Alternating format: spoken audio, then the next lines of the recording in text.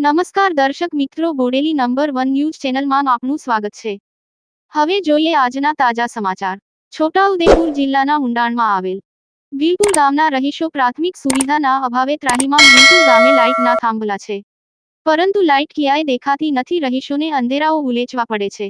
પાણીની ટાંકી છે, નળ છે, પરંતુ પાણી ક્યાંક આવતું દેખાતું નથી। જ્યાં જુઓ ત્યાં સાફ સફાઈના અભાવે ગંદકી જોવા મળે છે। ઇન્ચાર્જ તલાટી અનિયમિત આવતા હોવાથી ગ્રામજનોને સુવિધાઓ નહીં મળવાનો ગ્રામજનોનો આક્ષેપ।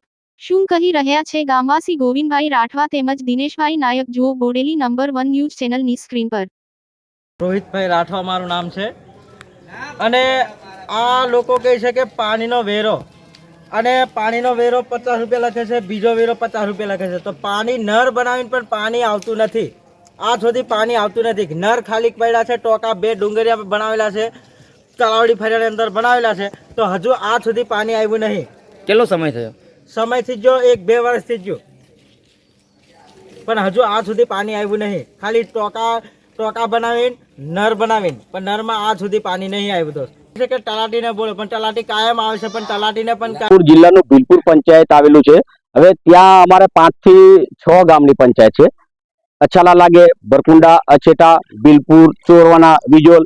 આજે અમારા તલાટી પણ અહીંયા ચાર્જમાં આવે છે। હવે અમે 8 વાગ્યાના બેઠા છે, 11-12 વાગે તલાટી સાહેબ આવ્યા। હવે ત્યાં અમારે તો બીજું એમને કઈ પૂછવું નથી, પણ ખરેખર આટલા મોટી પંચાયત હોય તો એમાં બધાને તકેદારી લેવી જોઈએ કે તલાટી એ લોકોને ખરેખર પંચાયતમાં હોવો જોઈએ, અને કામ વારંવાર લોકોને અગવડ જે કામ કરવાની કાયમ બેહી રહેવું પડતું છે, અગવડો કઈ થતી નથી। અને અમારી પંચાયતમાં એવું છે કે કોઈ પણ મેં ઘરવેરાની પાવતી પંચાયત હિસાબે નમૂના ક્રમ 4 માં લખેલું છે કે 100 રૂપિયા ઘરવેરો, પાણી વેરો 50 રૂપિયા, પછી બીજા વેરા 50 રૂપિયા લખેલું છે। બીજા પણ કયા કયા, જે લાઇટના છે કે પછી સફાઈ કામના છે, એ ચોખ્ખું લખેલું નથી આમાં। બીજા વેરા એટલે કોના? આ કોઈ ઉપલા લેવરમાં બીજા વેરા ના આપવું પડે અમારે 50 રૂપિયા? આજે 2023 ની પાવતી છે, તો કઈ પણ કામ હોય એટલે નવી પાવતી કરાવવાની। લોકો જોડે હમણાં મજૂરી કરીને ખાતા હોય 200 રૂપિયા નીકળે નહીં। જે 2023 ની પાવતી ચાલવી જોઈએ। આજે જે સામાન છે સાફ સફાઈનું, અંદર ઓફિસમાં એમને એમ ગાંઠિયા સામાન પડેલું છે, તો પંચાયતનો જે કર્મચારી જે સફાઈ વાળા હોય તો એ લોકોને આપી દેવું જોઈએ ને। અને અમારે તો એવું છે કે તલાટીને અવશ્ય માંગણી થવી જોઈએ, ને તલાટી અહીંયા રહેવો જોઈએ કાયમ માટે। કાયમ માટે નહીં હોય તો અઠવાડિયે 3 વાર તલાટી અહીંયા આવે તો લોકોનું જે કામ છે એ ધક્કા ખાવાનું મટે। મૂળ વાત તમારી શું છે કે તમે શું કહેવા માંગો છો? અમે તો એવું કહેવા માંગીએ છીએ કે જે ઘરવેરા પાવતી છે એ ખરેખર હિસાબ વગરના રૂપિયા લે છે અહીંયા, અને ગરીબો આટલા બધા પૈસા ભરી પણ નહીં કે આજે 100 રૂપિયા 50 રૂપિયા ચડાવે છે। હવે આમાં તો પાણી વેરો 50, નળમાં તો જો પાણી નથી આવતું તો માન્ય ચાલો નળ નખાઈ ગયા 50 અમે આપી દઈએ છીએ, પણ એમાં 50 રૂપિયા બીજા લખ્યા છે કે બીજા વેરો। પણ એ બીજા વેરો લે છે કોણ?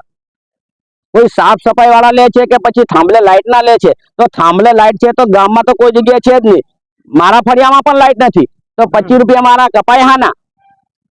તો મારે તો એવું કેવું છે કે ઘરવેરાની પાવતી જે ફાળે એ સરપંચ ને તલાટી કાયદેસર ઘરાવે, અને એને નળમાં પાણી આવે છે, એને થાંભલામાં લાઇટ છે તો જ 50 રૂપિયા કાપવા જોઈએ। બાકી ખરેખર થાંભલે લાઇટ નહીં હોય, નળમાં પાણી નહીં હોય તો 50 રૂપિયા કાપવા જોઈએ નહીં। આ તો ખરેખર સરકાર એક જાતના આદિવાસીઓને લૂંટના ધંધા કર્યા છે। તમે નળ તો નાખી દીધા, હવે થાંભલા ઉભા કરી દીધા, પંચાયતમાં લખાણ આપી દીધી કે અમે થાંભલે લાઇટો નાખી છે। સર્વે કર્યું છે તમે કોઈ દિવસે? તો 50 રૂપિયા લખે હાના આના? એટલે ખરેખર આ અન્યાય થતો હોય આદિવાસીને એવું અમને લાગી રહ્યું છે। જલ યોજના તમારે તો અહીંયા નાખી છે? આખા પંચાયતમાં નાખેલા છે, પણ કોઈને પાણી નહીં, હવા આવે ખાલી બસ। પણ વેરો તો ચાલુ થઈ ગયો 50 રૂપિયા ના, પાણી તો કોઈને જ નહીં આવે। શું નામ? દિનેશભાઈ નાયક। સરપંચનું નામ? સરપંચનું નામ છે રમણભાઈ।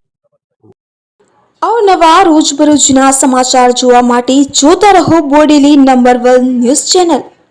અને જો આપે અત્યાર સુધી આ ચેનલને સબસ્ક્રાઇબ ન કરી હોય તો સબસ્ક્રાઇબ કરો અને શેર કરો।